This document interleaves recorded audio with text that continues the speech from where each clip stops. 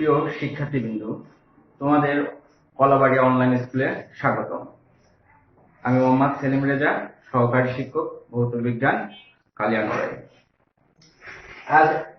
আজ আমি তোমাদের সামনে যে বিষয়টি নিয়ে আলোচনা করব সেটা হলো শক্তির সংরক্ষণশীলতার নীতি। আচ্ছা, শক্তির সংরক্ষণশীলতার নীতি কি? তাহলে আমরা আজকে জানবো শক্তির সংরক্ষণশীলতার নীতি কি।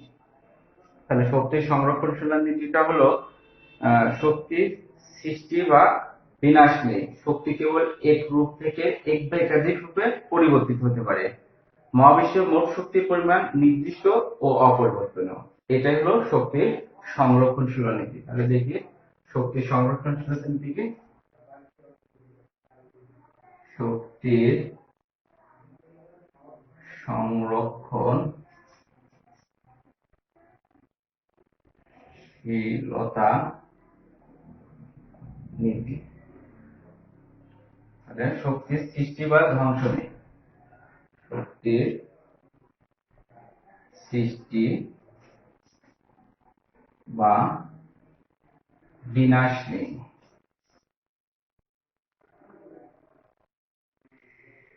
শক্তি কেবল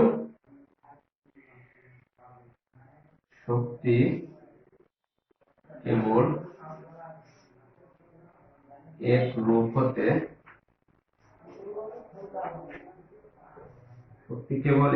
হতে এক বা একাধিক রূপে পরিবর্তিত হতে পারে। শক্তি সৃষ্টি বা বিনাশ নেই। শক্তি কেবল এক রূপ হতে এক বা একাধিক রূপে পরিবর্তিত হতে পারে। মহাবিশ্বে মোট শক্তির পরিমাণ নির্দিষ্ট। মহাবিশ্বে মোট শক্তির পরিমাণ নির্দিষ্ট ও অপরিবর্তনীয়, মানে পরিবর্তন ঘটে না, অপরিবর্তনীয়। এটাই আমাদের শক্তির সংরক্ষণশীলতার নীতি। প্রায় প্রশ্ন আসে যে শক্তির সংরক্ষণশীলতার নীতি কি। তাহলে আমরা দেখতে পারি শক্তির সৃষ্টি বা ধ্বংস নেই। শক্তিকে শুধু এক রূপ থেকে অন্য রূপে পরিবর্তন করা যায়। আর মহাবিশ্বে যে শক্তির পরিমাণ হলো, মহাবিশ্বের মোট শক্তির পরিমাণ নির্দিষ্ট, এটা কোনো পরিবর্তন ঘটে না। এটা হলো শক্তির সংরক্ষণশীলতার নীতি। এখন আরেকটা শক্তির সংরক্ষণ নীতি যখন আমরা করতে যাব তখন এর সাথে একটা প্রশ্ন জুড়ে দেয়, পরন্ত বস্তুর ক্ষেত্রে শক্তির সংরক্ষণশীলতার নীতি প্রতিপাদন করো, বা পরন্ত বস্তুর ক্ষেত্রে গতিশক্তি বা বিভব শক্তির পরিমাণ সমান থাকে। এইটা একই প্রশ্ন। তাহলে আমরা দেখি পরন্ত বস্তুর ক্ষেত্রে কিভাবে শক্তির সংরক্ষণশীলতার নীতি।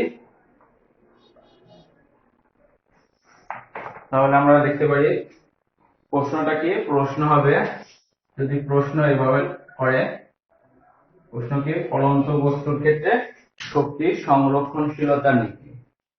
তাহলে পরন্ত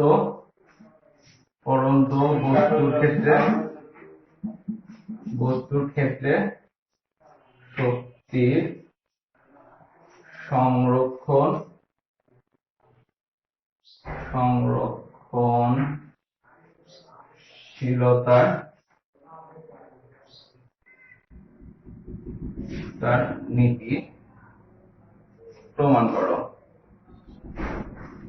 বা পরন্ত বস্তুর ক্ষেত্রে গতিশক্তি, বিভব শক্তি ও গতিশক্তি সমান থাকে। বা অথবা কি প্রশ্ন হতে পারে, অথবা পরন্ত বস্তুর ক্ষেত্রে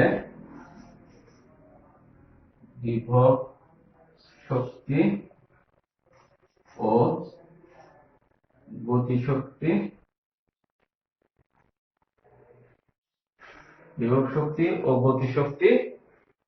সমান থাকে বা ধ্রুব থাকে, একই কথা। তাহলে এই টপিক নিয়ে আমরা দেখি যে কিভাবে পরন্ত বস্তুর ক্ষেত্রে শক্তি সংরক্ষণশীলতা নীতি কাজ করে। তাহলে আমরা এই প্রশ্নটা অ্যান্সার করতে গেলে একটা চিত্র আঁকে দেখিয়ে, তাহলে পড়ন্ত বস্তুর ক্ষেত্রে শক্তির সংরক্ষণশীলতার নীতি। তাহলে দেখি, মনে করি একটা বস্তু, এমবারে একটা বস্তু, এটা হলো গ্রাউন্ড আছে, ভূমিতে আছে, একটা চিত্র। তাহলে দেখতে যাচ্ছি এমবারে একটা বস্তুকে ভূপৃষ্ঠ থেকে, এটা ভূপৃষ্ঠ, ভূপৃষ্ঠ থেকে এই উচ্চতায় যদি বস্তুটাকে ভূপৃষ্ঠ থেকে এই উচ্চতায়, এখানে উচ্চতা কত হবে, এই উচ্চতায় এই বিন্দুতে উঠানো হলো, এই উচ্চতায় কি করা হলো, এই বিন্দুতে উঠানো হলো। তাহলে এই বিন্দুতে বস্তুটির বিভব শক্তি থাকবে, কিন্তু গতি শক্তি থাকবে, কারণ এটা স্থির আছে। আবার বস্তুটাকে যদি পড়তে দেওয়া হয়, তাহলে কি হবে, সে এই বিন্দু থেকে বস্তুটিকে বি বিন্দু, তাহলে এক্স দূরত্ব যদি এই বিন্দু থেকে বস্তুটি এক্স দূরত্ব অতিক্রম করে যদি বি বিন্দুতে আসে, বি বিন্দুতে আসে, এটা গ্রাউন্ড হলো সি দিলাম, তাহলে কি বি বিন্দুতে আসে, তাহলে এর উচ্চতা কি হবে না, এইটুকু হবে না এইচ মাইনাস এক্স। আচ্ছা, তাহলে আমরা এটা দিয়ে বর্ণনা করি, শক্তি সমষ্টি এটা দিয়ে বর্ণনা করলে কি পাওয়া যাচ্ছে দেখি। ধরি এম ভরের বস্তু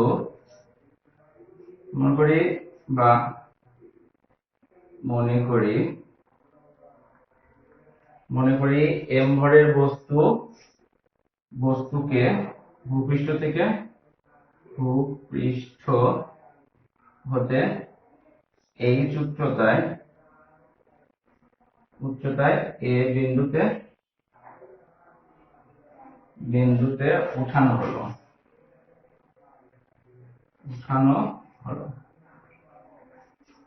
এই এ বিন্দুতে বস্তুটির শুধু বিভব শক্তি থাকবে, কিন্তু গতি শক্তি, কারণ বস্তুটা এই বিন্দুতে স্থির আছে, এই কারণে এই বিন্দুতে বস্তুটির বিভব শক্তি থাকবে,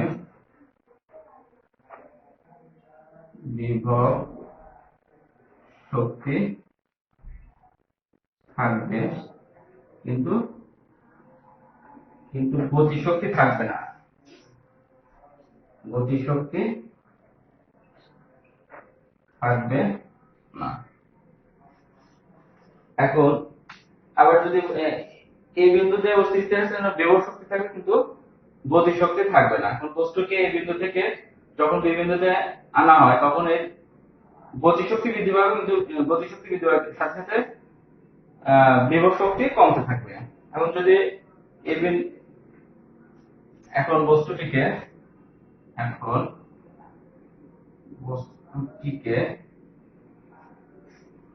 এই বিন্দু হতে যত নিচে নামানো হবে, এই বিন্দু হতে যত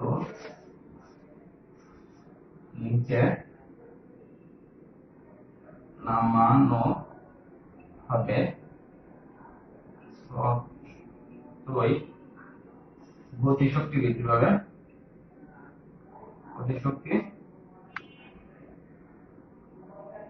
বৃদ্ধি পাবে, এবং শক্তি হ্রাস পাবে, এবং বিভব শক্তি কমতে থাকবে, লিখতে পারি হ্রাস পাবে বা কমতে থাকবে।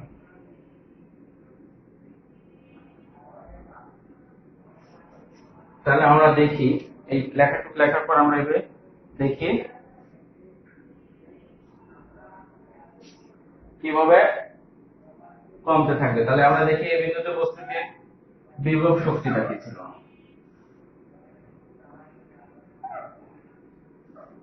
আমরা প্রশ্নটা কি, পরন্ত বস্তুর ক্ষেত্রে শক্তি সংরক্ষণশীলতার নীতি কিভাবে কাজ করে আছে।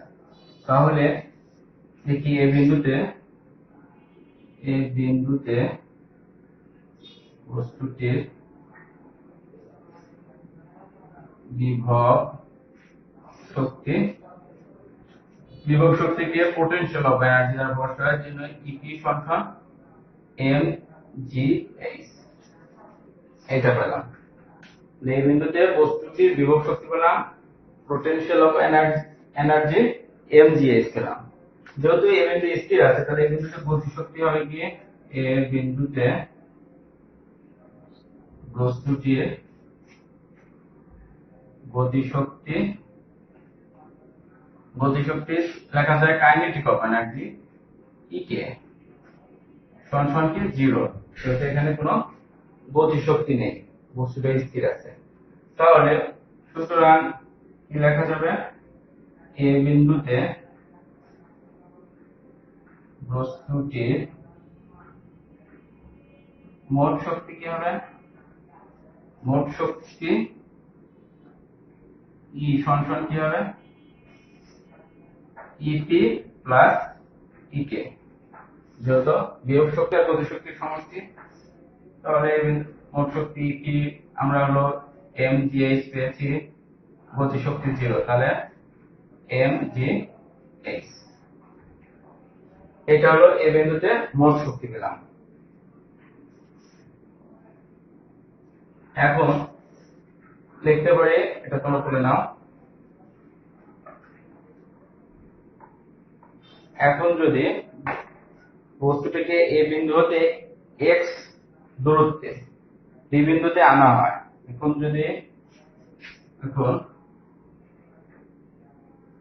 বস্তুটিকে এই বিন্দু হতে এক্স দূরে বি বিন্দুতে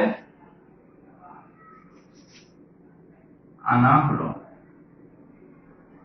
তাহলে এখন তোমাদের তো শিক্ষার্থী বিন্দু, এখন তোমরা দেখতে পাচ্ছ এখান থেকে স্থির ছিল, এটা পড়তেছে মুক্ত হয়ে পূর্ণ অবস্থায় পড়ছে। তাহলে বি বিন্দুতে কত বস্তুটি স্থির আনে, গতি আছে কিছু, এখানে বিভব শক্তিও থাকবে, গতি শক্তিও থাকবে।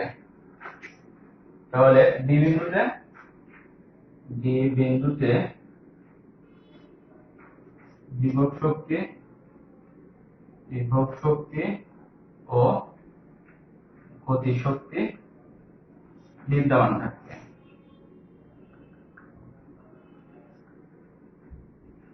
এটা হলো বি বিন্দুতে বিভব শক্তি ও গতি শক্তি উভয় থাকবে। তাহলে আমরা ওই একইভাবে দেখি বি বিন্দুতে বস্তুটির বিভব শক্তি কি, তাহলে দেখতে পারি বি বিন্দুতে বস্তুটির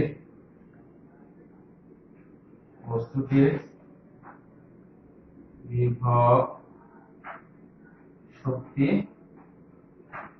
ইপি, তো পোটেনশিয়াল অফ এনার্জি, বিন্দুতে বস্তুটির বিভব শক্তি হলো ইপি সমান কি হবে, এম জি এইচ। এখানে কিন্তু আমরা এইচ আর লিখতে আসে না, বি বিন্দুর উচ্চতা কত হলো, তাহলে এইচ মাইনাস এক্স হবে, এইচ মাইনাস এক্স, কারণ এম জি এইচ উচ্চতা যেটা সেটা বসালাম। তাহলে এখান থেকে আমরা লিখতে পারি কি, M G H minus M G H. এটাকে আমরা 1 নম্বর করে রাখলাম, 1 নং সমীকরণ করে রাখলাম। এখন আবার লিখতে পারি কি, বি বিন্দুতে বস্তুর গতি শক্তি কি হবে, তাহলে লেখা যাবে বি বিন্দুতে বস্তুটির গতি শক্তি, বি বিন্দুতে বস্তুটির গতি শক্তি কি কাইনেটিক অফ এনার্জি ই কে। তাহলে কি হবে, গতি শক্তি আমরা জানি হাফ এম ভি স্কয়ার, তাহলে হাফ এম ভি স্কয়ার এটা জানি। তাহলে এখানে আমরা কি করতে পারি, হাফ এম ভি স্কয়ার মানতে পারি, হাফ এম ভি স্কয়ার সমান আমরা কি জানি, পরন্ত বস্তুর ক্ষেত্রে আমরা হাফ এম ভি স্কয়ার সমান জানি কি, ভি স্কয়ার সমান U square plus 2 G S. কিন্তু আমাদের এখানে এস হলো সরণ, আমাদের সরণ করতে কত এক্স, তাহলে এস না দিয়ে আমরা কি দেব, এক্স দেব। তাহলে এখানে ভি স্কয়ার সমান কি, বসালাম মান ইউ স্কয়ার প্লাস 2জি এক্স, কারণ এক্স পরিমাণ ইয়ে হয়েছে, স্মরণ করছে আর কি। তাহলে আমরা যেখানে ইউ সমান কি 0 বসাই, এম 0 এর উপর হোল স্কয়ার, তারপরে প্লাস 2gx, এটা হলো। তাহলে এখানে কি করা যায়, হাফ এম গুণন 2gx। তাহলে কেউ শিক্ষার্থীবৃন্দু লক্ষ্য করো, এখানে হাফ আছে, এখানে 2 আছে, তাহলে উপরে নিচে কি কাটাকাটি যাবে, এটা বাদ দিতে পারি আমরা। তাহলে কি লিখতে পারি, mgx, এটা 2 নং। তাহলে আগে আমরা দেখছি যে এটা বি বিন্দুতে গতি শক্তি বলা, মানে বি বিন্দুতে মোট শক্তি কি হবে দেখি আমরা। সুতরাং বি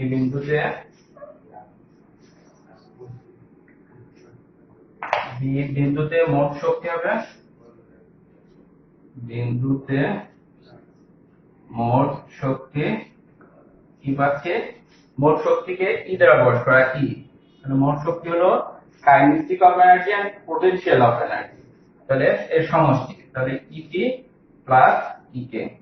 তাহলে বি বিন্দুতে মোট ইপি পোটেনশিয়াল অফ এনার্জি পেয়েছি কত প্রিয় শিক্ষার্থীবৃন্দ, পোটেনশিয়াল এনার্জি পেয়েছি বি বিন্দুতে mgh মাইনাস mgx, তাহলে mgh মাইনাস mgx পেয়েছি। তার সাথে কি গতিশক্তি কাইনেটিক অফ এনার্জি ইকে, সেই গতিশক্তি যোগ করব, গতিশক্তি করে পেয়েছি mgx। তাহলে তোমরা দেখতে পাচ্ছ এটা কেটে যাচ্ছে, পজিটিভ নেগেটিভ, তাহলে থাকতেছে mgx। তো অনুরূপভাবে সি বিন্দুতেও মোট শক্তি mgx পাওয়া যায়। তাহলে দেখব অনুরূপভাবে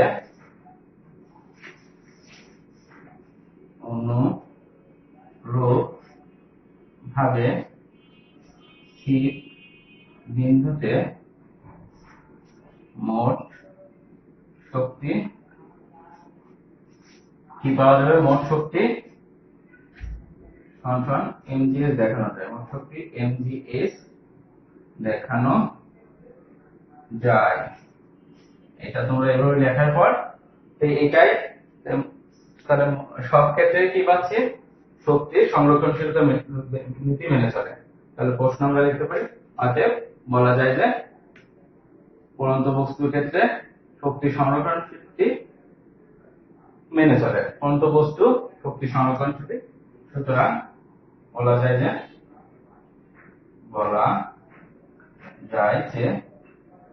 পরন্ত বস্তু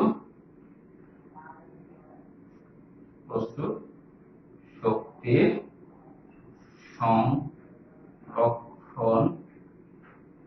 সংরক্ষণশীলতার নীতি